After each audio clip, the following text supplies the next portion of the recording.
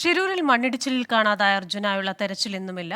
Dredger എത്തിച്ച് പുഴയുടെ അടിത്തട്ടിലെ മണ്ണ് നീക്കം ചെയ്താൽ മാത്രമേ ഇനി തെരച്ചിൽ സാധ്യമാകൂ എന്നാണ് ജില്ലാ ഭരണകൂടത്തിന്റെ നിലപാട്. അതേസമയം ഈശ്വർ മാൽപേ സംഘം ഷിരൂരിൽ തുടരുന്നുണ്ട്. ഷിരൂരിൽ നിന്ന് ശ്രീനാഥ് ചന്ദ്രൻ ചേരുന്നുണ്ട്. തത്സമയം ശ്രീനാഥ്, ഈ നമ്മുടെ പ്രേക്ഷകരൊക്കെ ചോദിക്കുന്നുണ്ട് അർജുന്റെ കാര്യത്തിൽ എന്താണ് തിരച്ചിൽ, എപ്പോഴാണ് ഇനി തുടങ്ങുക? ഡ്രഡ്ജർ എത്തിച്ചതിനു ശേഷം മാത്രം തിരച്ചിൽ അല്ലേ? അതെ, സ്മിത, അങ്ങനെ തന്നെയാണ്. ജില്ലാ ഭരണകൂടം ഇപ്പോൾ പറയുന്നത് ഡ്രഡ്ജർ എത്തിച്ചതിന് ശേഷം മാത്രമേ ഇനി ഒരു തെരച്ചിലിന് ഇവിടെ സാധ്യതയുള്ളൂ എന്നതാണ്. കാരണം ഈശ്വൽ മാൽപേ സംഘമൊക്കെ വെള്ളത്തിൽ കഴിഞ്ഞ ദിവസം ഇറങ്ങിയപ്പോൾ അവർക്കുണ്ടായ ഒരു ബുദ്ധിമുട്ട്, നദി ഇങ്ങനെ കലങ്ങി ഒഴുകുന്ന ഒരു സാഹചര്യമാണ്. അതുകൊണ്ട് താഴെ ഇറങ്ങി ഈ തെരച്ചിൽ നടത്തുന്നതിന് വലിയ ബുദ്ധിമുട്ട് അവർ നേരിടുന്നുണ്ട്.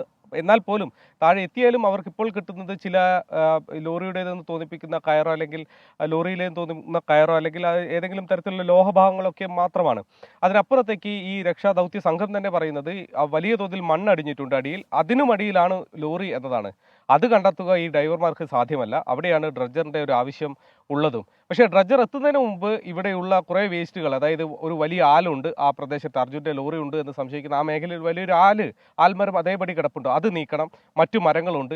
ഇത്തരം കാര്യങ്ങളൊക്കെ നീക്കുന്നതിനാണ് ഇപ്പോൾ യഥാർത്ഥത്തിൽ ഡൈവിംഗ് കൊണ്ട് ഉപകാരപ്പെടുക. പക്ഷേ ഡൈവിങ്ങിന് ഏതായാലും അനുമതി ഇന്നും നൽകിയിട്ടില്ല. ഈശ്വർ മാൽപേ സംഘം ഇവിടെയുണ്ട്. ഡ്രഡ്ജർ എത്തുന്നതുവരെ അവർക്ക് അനുമതി നൽകാനുള്ള സാധ്യത കുറവാണ് എന്നതാണ് നമുക്ക് ലഭിക്കുന്ന വിവരം. പക്ഷേ അവർ ഇവിടെ തുടരുകയാണ്. ഏതെങ്കിലും തരത്തിൽ അനുമതി കിട്ടുകയാണെങ്കിൽ അവർ കഴിഞ്ഞ ദിവസം ചെയ്തതുപോലെ മരങ്ങളും മറ്റും വലിച്ച് കരയിലേക്ക് കയറ്റുന്ന ജോലികളൊക്കെ തന്നെ ചെയ്യും. ഡ്രഡ്ജർ എന്നെത്തും എന്ന കാര്യത്തിലാണ് ഇപ്പോഴും ഒരു അനിശ്ചിതത്വം ഉള്ളത്.